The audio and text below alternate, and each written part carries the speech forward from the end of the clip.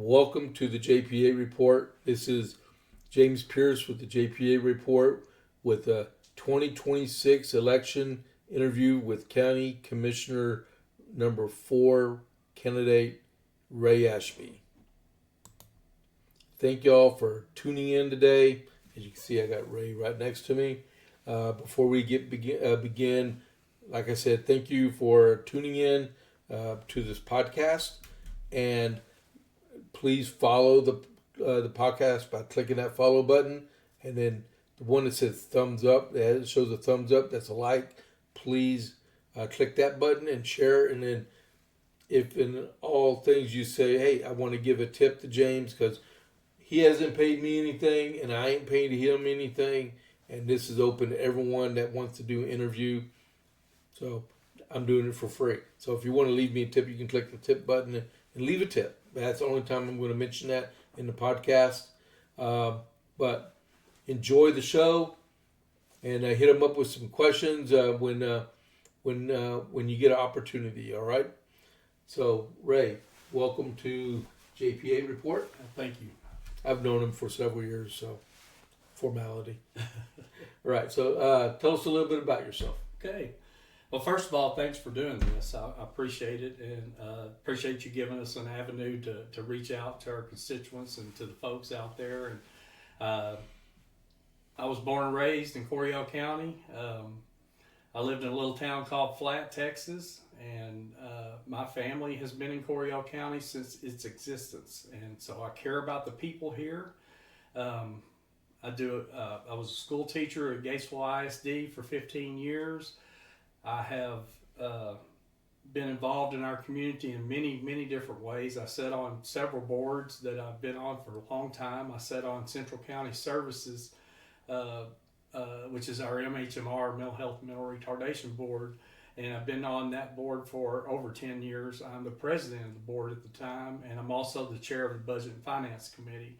And we have grown substantially. I think I started there around 2015. And around a $15 million a year budget, and we have this past year's budget was $35 million, and our assets have grown, probably tripled since 2015. And so my work on that board is very important to me, and appreciate all the support I get there.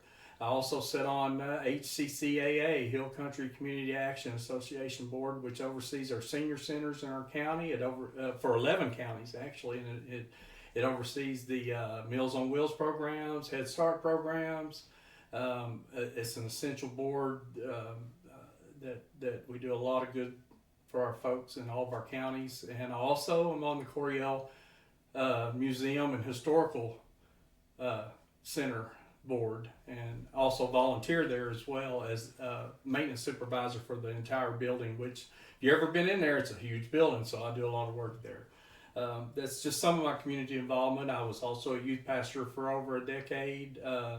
All the kids have grown up since I was a youth pastor and still are good friends with everybody, and just enjoy our community a lot.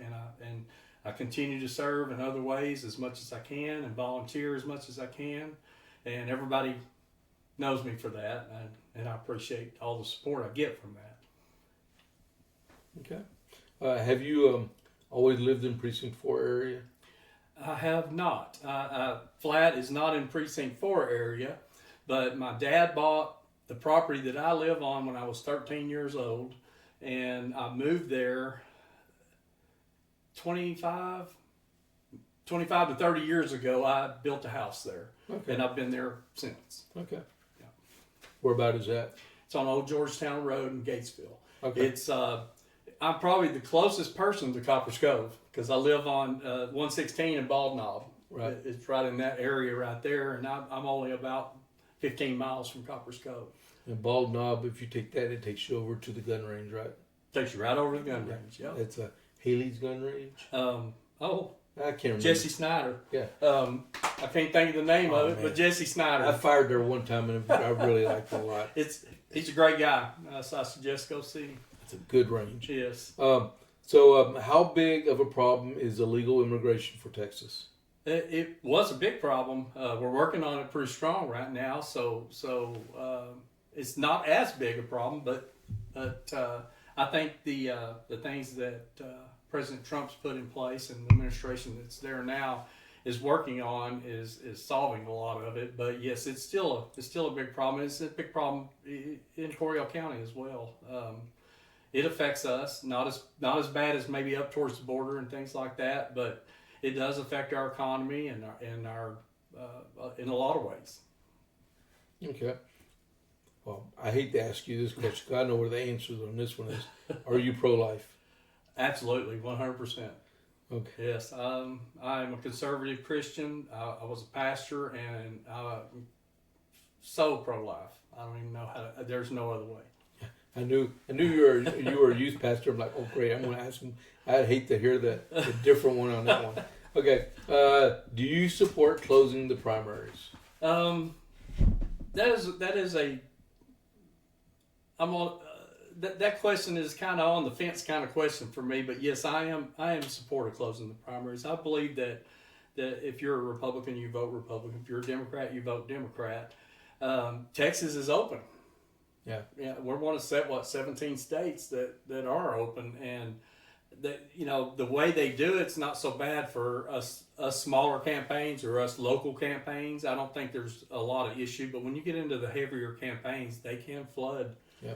And the Democrats could, the way Texas is set up, they can go vote in the primary, and then they have to follow that to the runoff, and then after that they can go and vote Democrat in the main election. And I think that is where we fall short. Yep. Because the Democrats can flood it in the Republican primary, and then they can go in and. I was talking to one of the other candidates, and it was like we were talking. The Democrats could infiltrate into a Republican primary, get the weak Republican elected, and then the Democrat that they nominate in one of the other bigger counties and stuff come in and defeat that Republican because it's a weak Republican. Instead of nominating the conservative one, they could actually take them out. Right, right, and that is and that's the whole bearing of.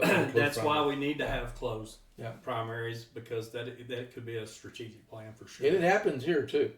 It happens more on a local level. Yeah, even though we don't have no Democrats to file against in Coryell County, those Democrats can. Well, I'm going to go in and take their anger out and get a weaker Republican into county government. I see that. Yeah, I see that. So, what do you think about campaign finance support? Do you support it or not? I do support it 100%. Totally combat corruption, increase transparency, and promote fairness. I mean, all of those things. I don't believe someone should be able to bank and run all over a lot of good people that are running for office. I believe it should be a fair and equitable platform for everyone. Okay.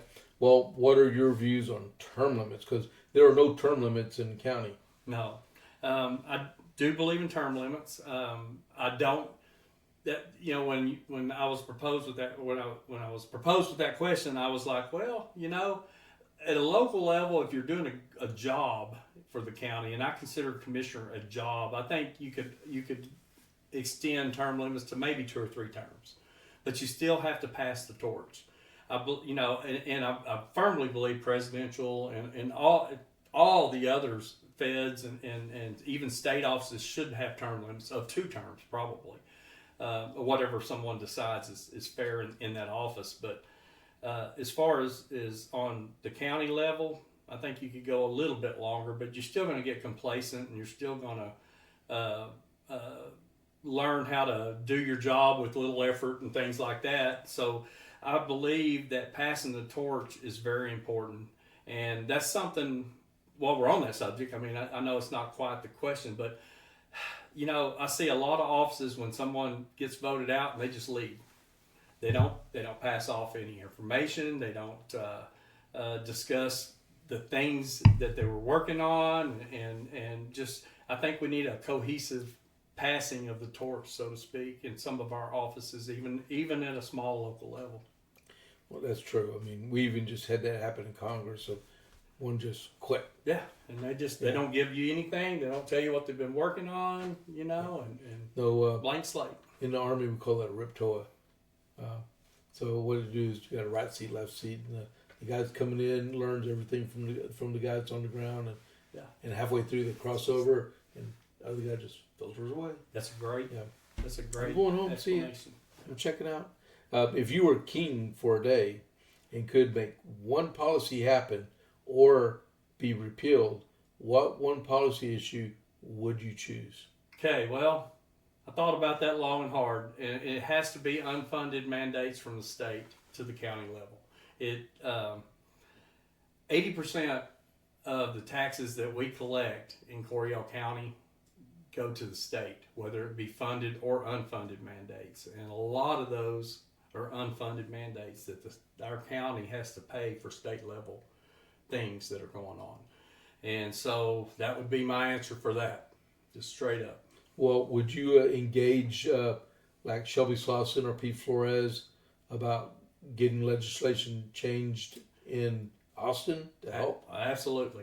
And I'm no stranger to Austin, and no stranger to Shelby or Pete. Because there are a lot of people around that kick and scream and holler.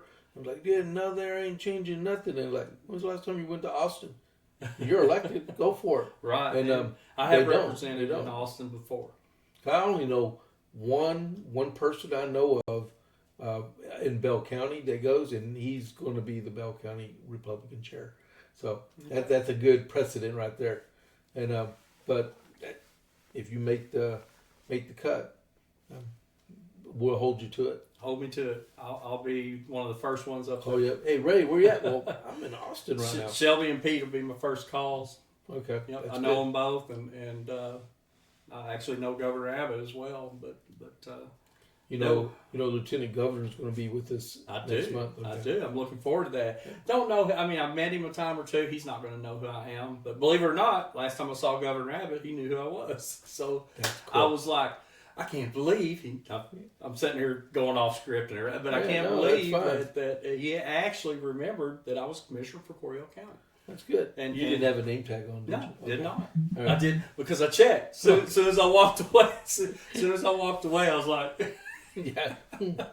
He actually did know me. He did remember me. Well, that's cool. Yeah. That is really good. And you know what? That does show potential. I don't want to be biased inside of an interview and stuff, but if these higher ups actually know who we are and stuff down here in Coryell County, I mean, we're in the center of the state, right? And like nobody knows us down here, but they do. When Congressman Williams was our congressman, I was his first call when the hospital exploded. He called me and asked me what I needed. I'll never forget that. He's a great congressman. He was a great congressman. Yeah. So what one part of county government what one part of county government would receive more attention if you're elected? What part of county government? It would have to be law enforcement. It would have to be first responders, public safety, all of that area. Of course, there's all the talks about the jail, and we're going to go into that, I'm sure, here in a little bit, but I have, I think, the most experience with that, and so I want to talk about it a little bit. But I think it still needs to be worked on. That's going to have to be a new plan. That's going to have to be looked into and reformed, and we got to figure something out. Well, on a side note, when you were commissioner before, because he was a county commissioner 4 years ago, did y'all have a good relationship with the sheriff? Absolutely. Yeah, I still have a standing relationship with him now, where we talk often, and I know his needs, and I knew him then.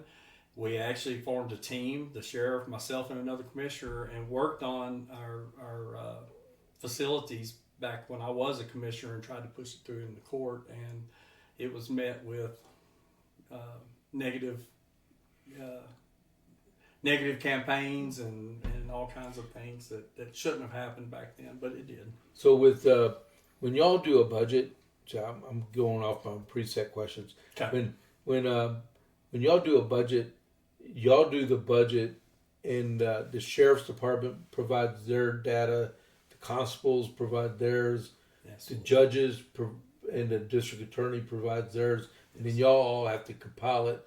And do y'all have the capability of saying no, or if they say we need it, you have to provide it? So we can get into that a little bit. So the way the budget sessions worked when I was there, and I'm sure they're still the same today, is that as a court, 5-member court, the judge and the 4 commissioners, we all heard every department's budget, from the DA to the county attorney to whoever it might be. All of the elected officials bring their budgets to the court. They present their budgets to the court, and the county judge takes them and he adds them up, and he presents a final budget to each commissioner, and each commissioner goes through that budget, and it's a whole process, and we go through that budget and decide whether we want to approve the entire budget or not. We have, from what I remember, we didn't really have the ability to go and say to the DA and go, hey, I think you need to pull this lawyer off your salary because you're over. But we didn't have those abilities. We probably could, but we either had a yay or nay. And if you said nay, you could explain why, because the DA, I'm just using that as an example. Sorry, Dusty. But we could say the DA's a little over, so I'm going to have to say no to this budget. And then we would be put back in and redone and represented, and that's the process. All right. And then what do you see as the most pressing needs for infrastructure or capital project in the county? Well, our county is very diversified. I'm up here in Coppers Cove now, which is a big city, biggest population of our county. Their infrastructure is going to be their needs are going to be a little bit different than if you move down to Gatesville, where it's a country town and you got farmlands and you got things like that. I know down on that end of the county we need water. I mean, our water systems are somewhat, if we're going to bring in any more bigger type businesses and things like that, we're going to have to upgrade on some of that infrastructure. I know the roads, always the roads. It's an ongoing thing, with those. I think that's all sorry. Well, here in Coppers Cove, we're about to start this street utility maintenance fee. They're going to add $10 a month to every one of our water bills, plus a little bit more for businesses. And I don't know if Gatesville does the same thing or the county.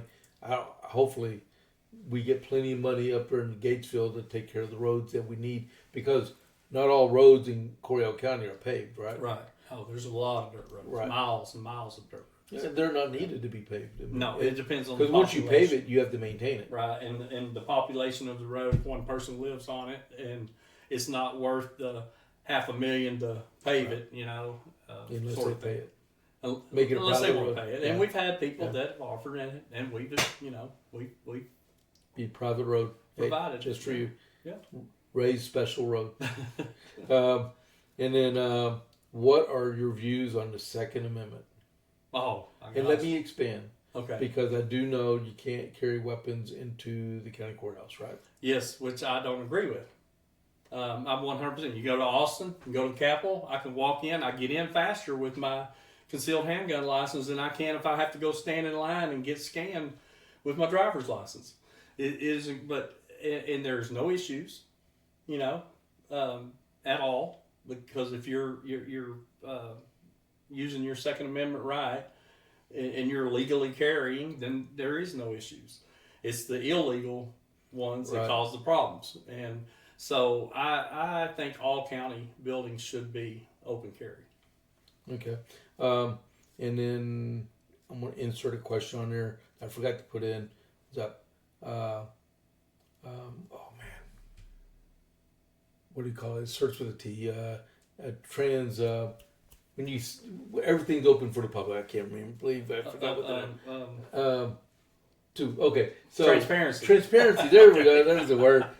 Hey guys, when you get in your mid 50s, you'll understand where I'm going through. Or 60s. Yeah. So, what is your view on that? With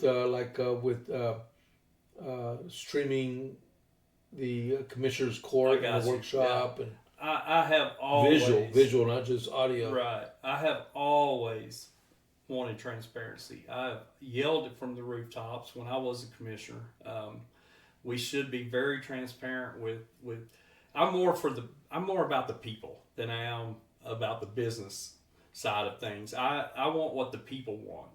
I want to listen to them, educate them, and you can't do that without transparency. You just cannot. You know, you've got to be open. You've got to say the good with the bad. You've got to deal with all of that, and you can't deal with all of that unless it's totally transparent. And so, totally transparent means videos that people can go back and watch and listen to what you say, and good explanations of the commissioner's court reviews. I've gone back and tried to find some of the stuff that I've done, and I can't. It's kind of difficult to just kind of go back. And so transparency there is a little bit, because I wanted to find. I actually authored. We'll go back to the Second Amendment question right quick. I actually authored the Coryell County resolution that made Coryell County a Second Amendment sanctuary county. And back when the federal government was talking about regulating guns and things like that, and the sheriff signed off on it, we put it into record, and we made a resolution that the sheriff would not enforce any laws that violated the Second Amendment. And I authored that resolution, signed off by the sheriff and our county attorney. I remember that. Yeah. I do remember that. Yeah, because like if you look at my screen right now, you can see all my podcasts and stuff like that, and it keeps a good record. So a transcript is different than actually listening and seeing, because you can listen to it, but if you see it, you can see the expression on their faces as they're talking and stuff. Are they stressed or relaxed? Yes. Yeah, in the meaning. Yeah. You're right. Absolutely right. Reading it on words is totally different. I know we got to come up with the money for it. Most streaming services are free for most part, but you got to get the right camera and the mics. Yes. And we just got to work that out. I think I can't imagine that being a huge cost. I mean, I'm sure it's not cheap, but I'm sure that there's a minimal fee that we can get something done that could bring that out a little bit more. I know that a lot of people have asked me about that, about video. There's some audio, but you can't really hear it, right? And things like that. But okay, well, if you by some chance on the 3rd of March come up short, would you support and vote for the eventual nominee? Absolutely. It's my right to vote, and if I'm not the choice for the people, then I'm going to vote for the one that is the choice of the people, and I'm going to catch him and get his ear. Okay, there you go. So this is the part where you get to have fun. Okay. You get to tell us why you want to be a commissioner again. Yeah. Okay. Well, my first run at commissioner, I stood on the platform of the county jail. We needed it. We talked about the torches being passed. I'm going to mention Jack Wall's name. He was a commissioner way back.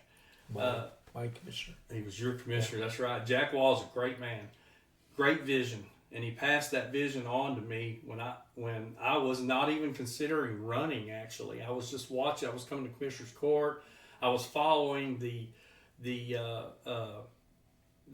expenses that we were having to pay, because the first year we paid like $100,000 out. Like in 2011, we paid like $100,000 out housing inmates outside of the county, and he was freaking out. He's like, sorry using those words, but Jack was just like, hey, we got to do something. We can't just, this is only going to grow. Our county's only going to grow. Our jail's only going to grow. So I kind of, started kind of following that. And then in 2015, when nothing was done and he was working really hard to get it done, and I was seeing, negativity in the court through it, I just kind of said, I'm going to run for commissioner, and that is going to be my platform, because we have to have that. I mean, I got good forward vision, I got good forward thinking, long range planning abilities, It's obvious with Central County Services and the places that I've done. If you can look at their records, I mean, my long range planning is pretty well spot on. And I could see it then. Jack passed it on to me. I brought it to the court. We spent 2 years. I spent 2 years alongside the sheriff and another commissioner vetting everything. The building, I kind of have to back up. 2011, because this was mentioned in an earlier podcast, but 2011, Jack brought it to the public for a vote. The jail at the time was a smaller version than what we proposed. And it was about 16 or 17 million, I believe, in 2011. And he brought it to a bond vote. And the people voted yes for that bond. Okay, so in 2011, I'm a follower of the Commissioner's Court, and I'm like, that's awesome. They vote, we're going to get it. Eventually, I mean, it takes years from that point on. It's 2 or 3 years before you actually come to fruition with the jail, and so 2 or 3 years goes by, and I keep checking, and I didn't go to court all the time, or anything. So I only heard 2 or 3 years later. I was like, well, what's the deal with this jail? We need it, and I heard that it was voted down in the court. That it's not time to build it, and all of these other excuses, even though the bond was presented, the architects were vetted, everything was done, 17 million, and I can't tell you the housing on that jail. I can only tell you the one that I proposed in 2006. Well, actually, I started working on it in 2016, and I worked on it all the way to 2018, and met with the most bureaucracy you've ever seen. The time that it took 2 years to vet everything, to get everything to come to fruition. It was the jail proposal then was a $31 million investment. It was 250 beds with a 500 bed infrastructure, so you could add on another 250 beds at a minimal cost when the time came. And the note on all of that was at an all-time low of 2% at $1.2 million a year. Just last year, we spent $2.7 million housing inmates outside of our county. Tens of millions of dollars have been lost due to just that lack of forward thinking is what I'm going to call it. The pressure, which to me is one of the reasons I may have been voted down in the last election, because I fought so hard and it made it look like I was trying to spend $31 million of the county's money, but if you look at it, I would have saved the county tens of millions of dollars if we had done it then. Now we didn't, so I'm going to move forward. I'm going to quit. I'm going to get off my soapbox, and now we need to work on something. We've got to get the bleed to stop, because next year it'll be over $3 million. The year after that, it could be $4 million. I mean, can you imagine $4 million going to other counties? You're just writing checks to other counties. And I saw this coming 2015. And I think with my experience, I'm the best man for the job. So hopefully you guys will vote for me. Okay. Are you good on that? Yeah. You don't have nothing more to say? Need to say? I can say. I mean, I could talk on that all day. I'm just making sure before I sign off. I appreciate you coming. Yeah, I appreciate you having me, and I hope this came out okay. Oh, it's for your constituents and your voters. So how long? Almost 30 minutes. It's not bad at all. And I'm always available. Anybody knows that. You can call me or whatever. You want to give them your phone number? 254-679-9314. Okay. I take all the calls, texts, however you want to communicate. Just not at 2 o'clock in the morning. Just right? not at 2 o'clock in the morning. Right. Well, I'll be asleep. I got a do not disturb of mine, so no one can disturb me, except for immediate family. The wife's still going to try it. All right, so thank you very much for watching the JP8 Report with Ray Ashby here.